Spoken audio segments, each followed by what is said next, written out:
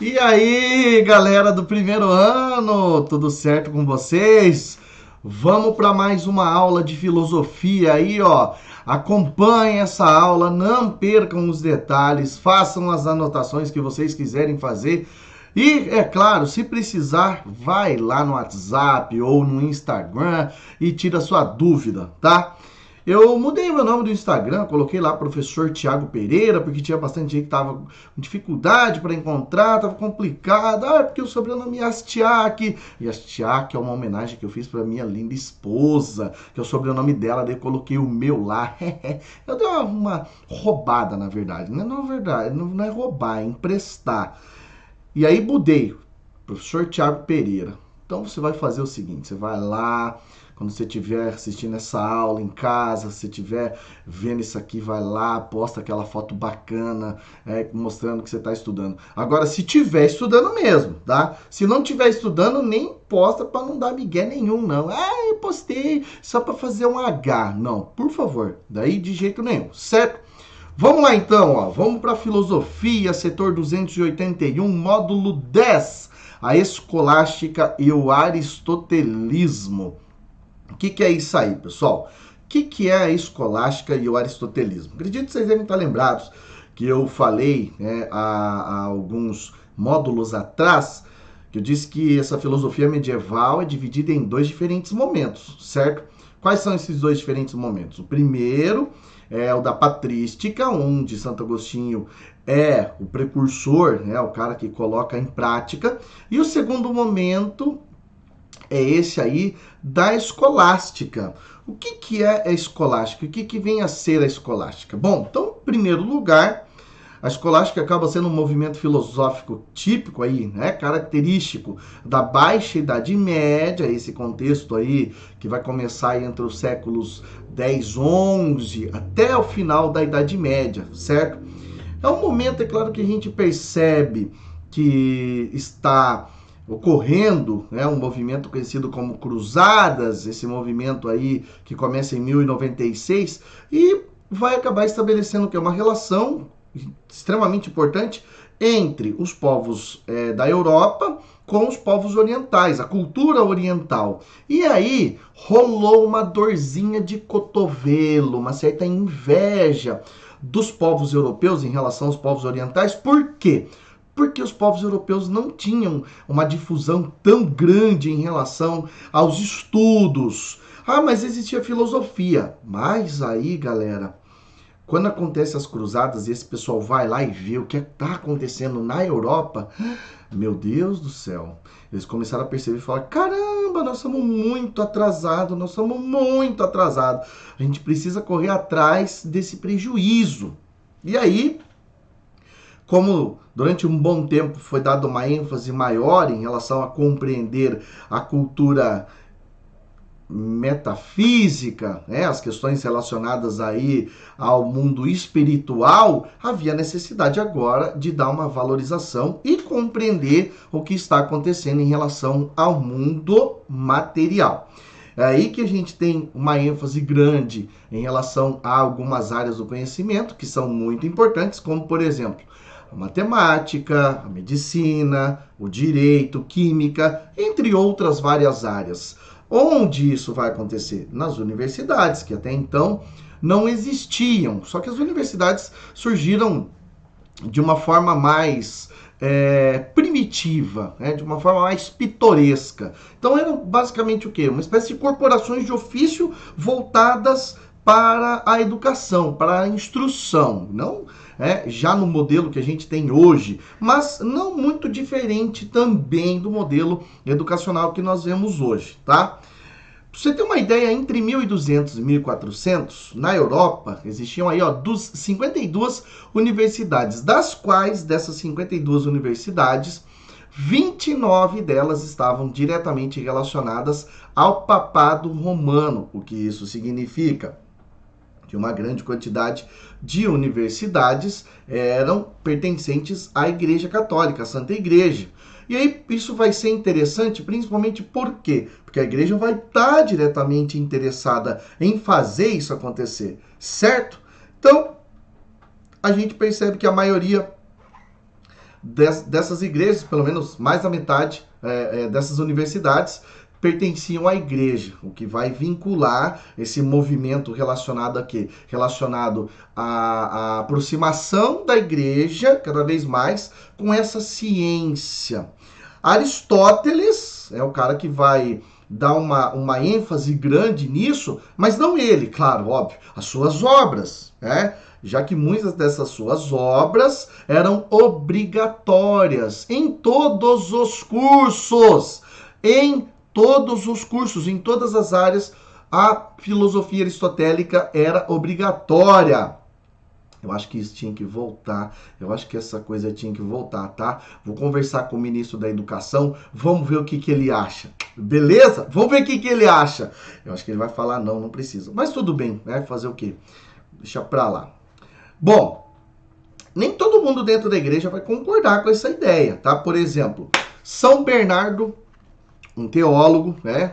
Automaticamente virou santo, vai dizer o seguinte, olha, e se as pessoas vão para a universidade começar a entender muito sobre as questões científicas, será que não corremos o risco de existirem questionamentos em relação, principalmente, é claro, em relação à igreja? Será que não há possibilidade, a partir do momento que o ser humano passa então a se entender mais com as questões filosóficas e científicas, não vão deixar de lado ou começar a questionar as questões de Deus? Então é um perigo muito grande, é um perigo enorme, já que isso podia afetar a fé, então São Bernardo vai ser contra, tá?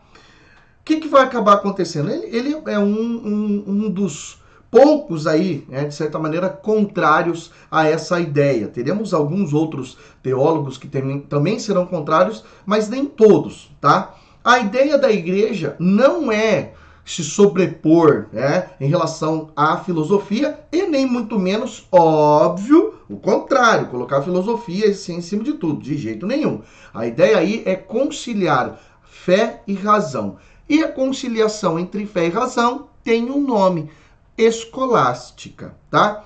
Mas não é à toa que a palavra escola, né, está relacionada à educação. Então, escolástica, além de conciliar fé e razão, vai trabalhar com o quê? Ensinamentos, com essa nobre arte de ensinar as pessoas. E aí, quem que vai estar diretamente relacionado a isso? Tomás de Aquino, né? Ou, para algumas pessoas, São Tomás de Aquino. Olha essa frase dele aqui, que é importante que é para você compreender a escolástica e o seu pensamento. Se o homem era provido de razão, era porque Deus queria que ele o reconhecesse também pelo caminho da racionalidade. Afinal de contas, quem deu a razão para os homens foi Deus.